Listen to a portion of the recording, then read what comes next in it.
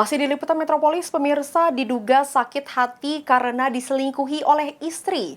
Seorang pria bernama Rahmat, warga desa Sukamulya, Kecamatan Tungkal Ilir, Banyuasin telah membakar warung bakso miliknya. Laki-laki yang disakitin, orang lebaran, istri selingkuh.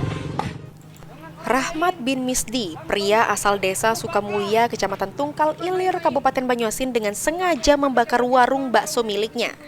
Rahmat dengan sengaja membakar warung miliknya karena diduga sakit hati. Sang istri berselingkuh dengan pria lain.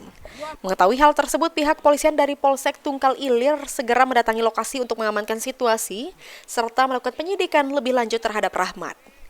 Ibtu Febriansyah, Kapolsek Tungkal Ilir mengatakan, meskipun Rahmat bertanggung jawab atas pembakaran warung miliknya tersebut, pihak kepolisian tidak melakukan penahanan.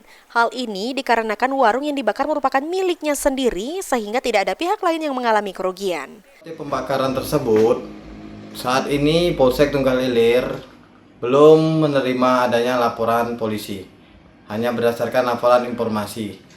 Kemudian, setelah kami konfirmasi, klarifikasi terhadap pelaku, motif pelaku melakukan pembakaran tersebut yaitu pelaku merasa sakit hati karena diduga istrinya telah berselingkuh.